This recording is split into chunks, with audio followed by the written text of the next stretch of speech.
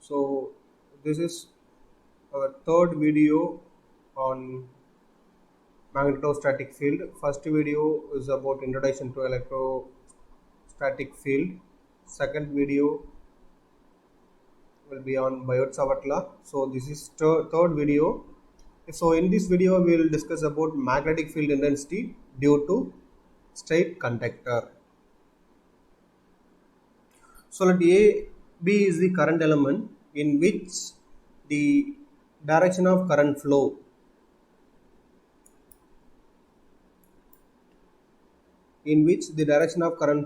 is along z axis, and dl is the small current element. So consider this figure. So we are considering the small current element is length dl along z axis, and we are defining the current element we are considered with respect to A and B is a finite length, and the midpoint of AB is at C. The C is the distance of Z from the origin, and the current flowing through this conductor is I. So now we are simply joining A and B and C point to point at which H is determined. So here only we need to find the H value. Magnetic field intensity we need to find at this point. So now simply join ABC point to the point P. Then this line joining and current element make an angle. With respect to B is alpha 2, with respect to C is alpha, with respect to A is alpha 1, and the distance between the line joining and point to which the H is determined P is called we consider as rho. And the distance between point C and point P is considered as R, and R is along the unit vector direction AR. So now the figure shows the field at P due to straight filamental conductor. And next slide, where R is the distance between DL and P, the point at which H is determined. If we consider the contribution of DH at P due to element DL at the point 0, 0, C, this is nothing but point C. So by Biot-Savart law we can written DH is equal to IDL cross R vector divided by 4 pi R cube. So this is considered as equation number 1. So now consider from the figure, take triangle OCB or OBC. So here the angle is alpha, and here the distance is rho along arrow. So here the distance is R along AR, and here the distance between OC is Z along AZ. Now simply by using vector analogy, so we are applying to this triangle. So from this we can find the R value. So what is the law corresponding to this triangle? So along the direction and field direction, increment direction are same. We are considered as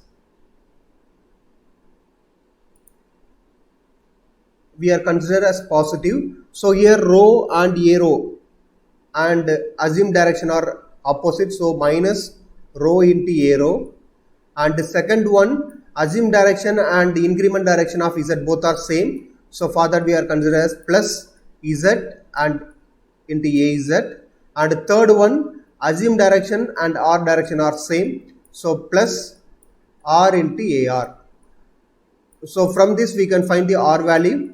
So simply R is nothing but bring other two terms to other side. So we get R is equal to rho arrow minus Z AZ. This is the equation, and we can define the length, differential length along Z axis. So we can define by dz dot AZ. This is equation number 2, and R is equal to, from this figure we can write R is equal to rho arrow minus Z AZ. This is equation number 3. And then substitute 2 and 3 in equation number 1.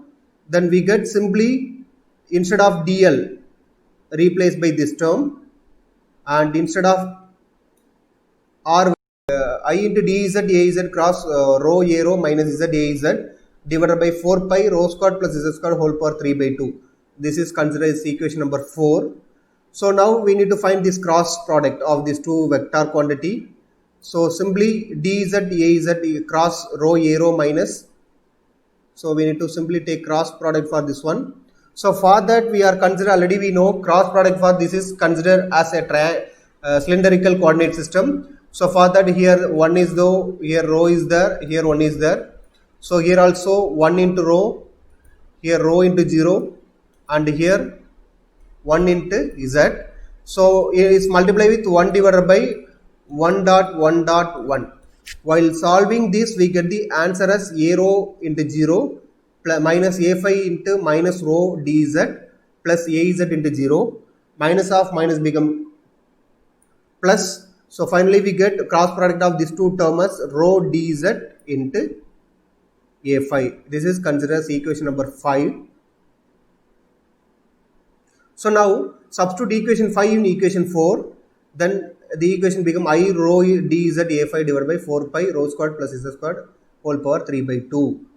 So what is the change? Again already we know r is nothing but square root of, already we know r is nothing but rho a rho minus z az. So from this we can find mod of r, that is magnitude of r is nothing but simply square root of rho squared plus z squared. So from this we can write rho squared plus z squared. So simply we can write this term as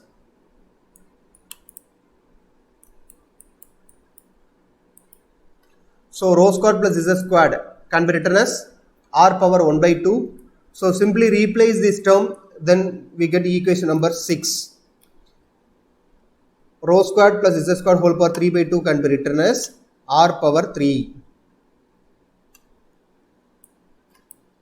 So next one,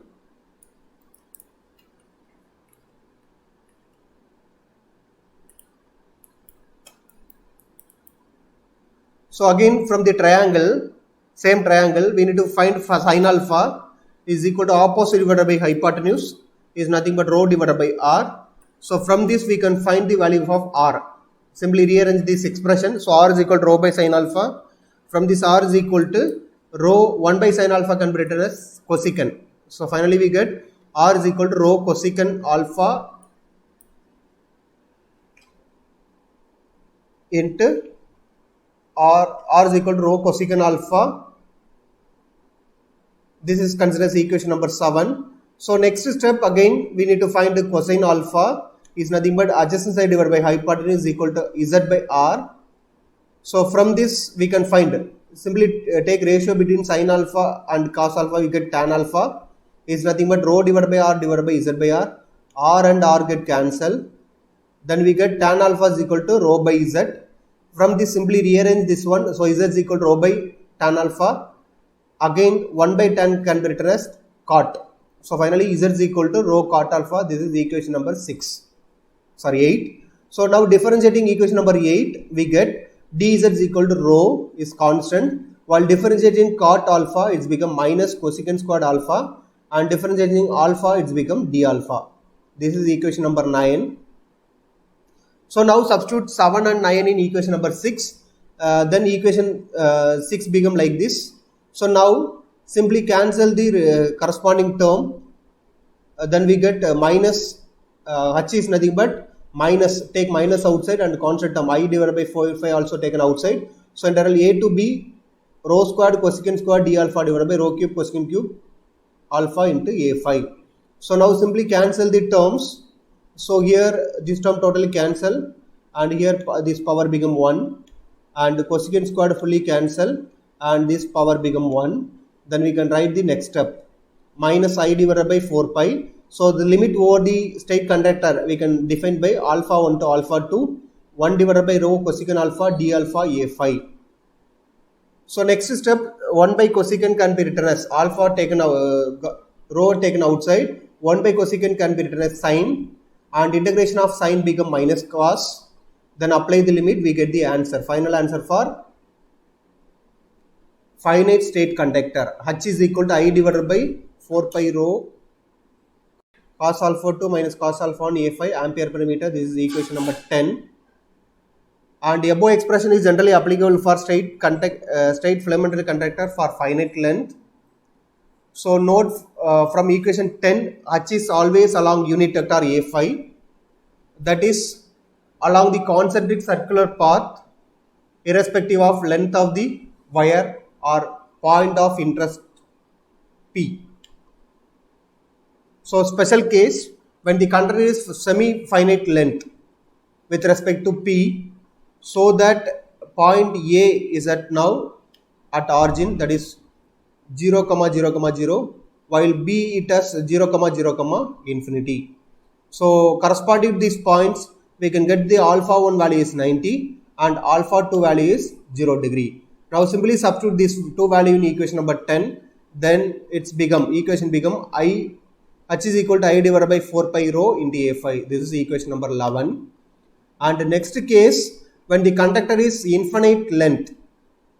So for this case, point A is at 0, 0, minus infinity and point B is at 0, 0, infinity. Corresponding to these 2 points, alpha 1 is 180 and alpha 2 is 0. Then equation 10 become H is equal to I divided by 2 pi rho into A5. To find unit vector A5 is not always easy. A simple approach to determine A5 from A5 is nothing but AL cross A rho, where AL is the unit vector along the line current element and A rho is the unit vector along the perpendicular line from the line current to the field point. So next video will be on magnetic field intensity due to circular link. Thank you for watching. Thank you.